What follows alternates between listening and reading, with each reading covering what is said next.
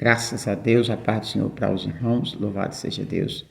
Eu quero deixar uma reflexão da palavra de Deus. A nossa reflexão hoje, ela está aqui fundamentada no livro de Mateus, capítulo 14, ali por volta dos versículos 28, 29, 30, 31. Fala a respeito dessa passagem maravilhosa que Pedro andou por sobre as águas, né? Louvado seja Deus, e Jesus também, pois quem primeiro vinha andando foi Jesus, mas Pedro também andou por sobre as águas. E muitas das vezes, quando a gente fala essa passagem, fez essa passagem, a passagem que Jesus andou por sobre as águas, mas a gente sabemos que Pedro também andou por sobre as águas, não é? Por volta do versículo ali 29, a Bíblia diz que Jesus vinha e ele indagou. E Jesus disse: não tem mais, sou eu. Aí no versículo 29 é que ele diz: se és tu, manda que eu vá ter contigo por sobre as águas. Jesus disse: vem. E a Bíblia diz que que Pedro, descendo do barco, andou por sobre as águas e foi ter com Jesus. Ninguém pode anular isso. Tá certo? Pedro, de fato, andou por sobre as águas. Ele andou por sobre as águas. Entendeu? E Jesus mandou ele vir, ele veio e andou por sobre as águas. Mas a Bíblia diz que quando ele começou a observar ou a sentir, uma tradução mais perto do original diz: ele sentiu o vento, a força do vento, começou a sentir a força do vento.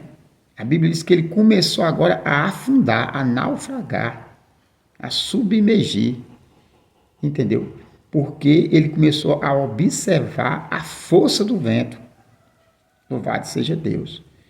É muito terrível isso aí, porque, na verdade, o seu sentimento agora era um sentimento de incapacidade.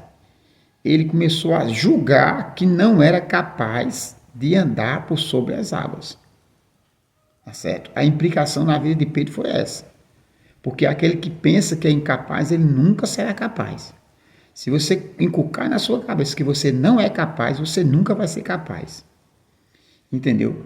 Porque ele já tinha andado, já estava andando. Só que quando ele observou o vento, ele disse: não tem condição de eu estar andando por sobre essas águas. É como se fosse um sonho. Quando ele começou a afundar, ele disse: Senhor, socorre-me. Entendeu? Porque o desafio ali, ele fez e disse: se és tu, manda que eu vá ter contigo. Portanto, ele já estava crendo que era Jesus. Por quê? Porque ele já estava andando. Se ele já estava andando, é porque ele já estava crendo. Entendeu? Ele cria que era Jesus que estava ali de verdade. Ele cria tanto que ele disse: Senhor, socorre-me. Porque se naquele momento ali ele estivesse pensando que era um fantasma, ele diria o quê? Naturalmente diria o quê? Fantasma, me socorra. Espírito, me socorra. Porque eles pensaram que era um fantasma. E eles gritaram de medo, né? Jesus disse: não tem mais, sou eu. Aí ele disse: portanto, se és tu, manda que eu vá ter contigo por sobre as águas. Pronto. Ele já estava crendo que era Jesus, porque se ele não tivesse crendo, quando ele colocou o pé ali, ele afundava. Mas não, ele começou a andar, já vendo, crendo que não era mais fantasma, mas agora ele começou a olhar para si. E é isso daí, meu irmão, que muitas das vezes acontece na vida daqueles que seguem a Cristo, é certo? Que seguem a Cristo. Eles começam a olhar para ele mesmo e dizem assim: eu não sou capaz de fazer isso, eu não sou capaz de fazer isso, uma falsa humildade. E dizendo: não sou capaz, nunca vai ser capaz, nunca vai ser capaz, porque quem pensa que é incapaz nunca será capaz. Isso aconteceu com Pedro, disse: não sou capaz. Aí ele vai e recorre ao Senhor. Ele vai e recorre ao Senhor, não é assim que as pessoas sempre fazem? Aí recorre ao Senhor e diz: Senhor, socorre-me. Eu não tenho capacidade de ir mais adiante, eu não tenho capacidade de dar mais um passo. Meu Deus, não tenho capacidade de dar mais um passo. E você vê que a Bíblia diz que Jesus somente estendeu as mãos. Jesus não andou, não. Ele estava tão perto de Jesus, mas ele não levou isso em conta. O que ele levou em conta foi o que ele estava sentindo. Meu amigo, a Bíblia diz que nós não somos chamados para viver pelo aquilo que a gente sente ou que vê, mas do que crê. É verdade? Porque a fé é independente de sentimento. Aí ele sentiu e começou a naufragar e disse: Senhor, me socorre, me ajuda, eu não tenho condição de dar nem um passo mais. Entendeu? Agora pediu ajuda ao Senhor. Na verdade, porque ele estava olhando para si mesmo e disse: eu não tenho mais capacidade. Eu não tenho, mas isso aí é uma mensagem, irmãos, que é uma mensagem errada.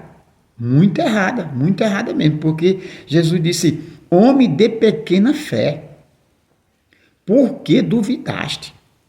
Tá certo? O que Jesus estava discriminando ali não era a sua pequena fé. Não, não. Na sua pequena fé, ele andou por sobre as águas. Me diga só quem foi que fez essa outra façanha. Me diga só.